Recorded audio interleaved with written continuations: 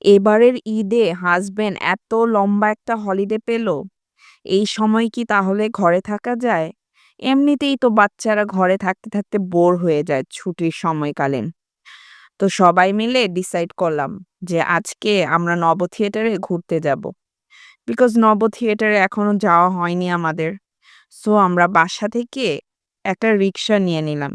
রিক্সাওয়ালা মামাও কনভিন্স হয়ে গেল বিজয় সরণি যাওয়ার জন্য। সো আমরা রিক্সা ভ্রমণ করে যাচ্ছিলাম। ঢাকার রাস্তা তো পুরোই ফাঁকা। কোনো ক্রাউড নেই, কিছু নেই। তো খুব ইজিলি আমরা পৌঁছে গেলাম আমাদের ডেস্টিনেশনে। বাট ওখানে গিয়ে তো মনে হয়েছে সবাই ঢাকাতেই ঈদ মানাচ্ছে। গ্রামে তো কেউ যায়ই নাই। এত ভিড়, এত বড় লাইন, টিকেট কাউন্টার পর্যন্ত। আমরা তো ভেবেছি লাইনে দাঁড়াবো। বাট সেই মুহূর্তেই অ্যানাউন্সমেন্ট হলো, টিকেট নাকি শেষ।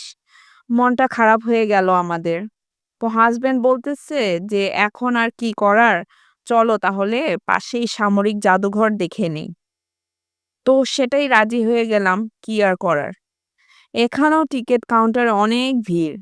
তো হাসব্যান্ড আমাকে বলল, "মহিলাদের লাইনটা যেহেতু ছোট, তাই আমি গিয়ে যেন টিকেটগুলো কেটে আনি।" তারপর টিকেট কেটে আমরা ভিতরে প্রবেশ করলাম। জাদুঘরটি আসলে বাংলাদেশের সামরিক বাহিনীগুলোর ইতিহাস, ঐতিহ্য, সাফল্য সংক্রান্ত নিদর্শন ও বিভিন্ন অস্ত্রশস্ত্রের সংগ্রহ নিয়ে সজ্জিত। এখানে ফ্লোরগুলো ডিভাইড করা ছিল। একেক ফ্লোরে একেকটা ঐতিহ্য দেখার ছিল। তো আমরা গ্রাউন্ড ফ্লোরে চলে গেলাম, যেখানে আন্ডার ওয়াটার লাইফ ছিল। আমরা যখন হাঁটছিলাম, তখনও মনে হচ্ছিল যে জলের মধ্যেই হাঁটতেছি। এমন করে একটা ইলিউশনারি ইফেক্ট তৈরি ছিল এখানে। দেখতে ভালোই লাগছিল। তারপর একটা শিপের মতো বানানো ছিল। সেখানেও উঠেছিলাম। বাট শিপের ভিতরে ছবি তোলা নিষেধ ছিল।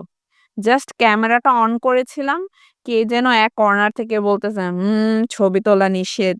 তো আমি তাড়াতাড়ি ভিডিওটা অফ করে দিয়েছি। দেখার মতো অনেক জিনিসই ছিল। একটা রোবটও ছিল, ঘুরতেছে, বাচ্চারা হাগ করতেছে রোবটটাকে। তারপর সামরিক বাহিনীদের অস্ত্রগুলোও ঘুরে, ঘুরে দেখলাম। উনাদের টেন্টস গুলো, ইউনিফর্মস, ব্যাজেস সব ঘুরে, ঘুরে দেখলাম। খুবই ভালো লাগছিল ওদের যে লাইফস্টাইল ওইটা দেখতে। হাঁটতে, হাঁটতে অবশ্য পা ব্যথা হয়ে গিয়েছিল। কারণ অনেক কিছুই দেখার ছিল।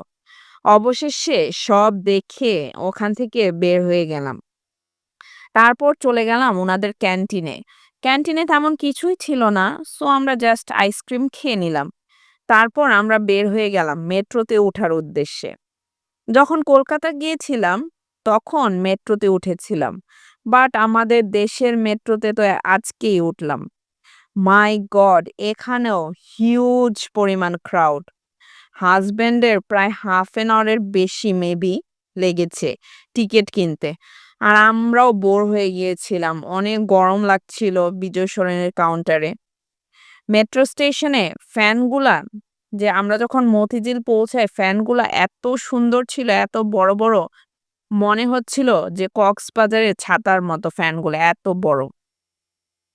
তো টিকেট পেয়ে আমরা এস্কেলেটরে উঠে প্ল্যাটফর্মে যাচ্ছিলাম। বাট শাশুড়ি মা যেহেতু ফার্স্ট টাইম এস্কেলেটরে উঠেছে, উনার উঠতে নামতে একটু প্রবলেম হচ্ছিল।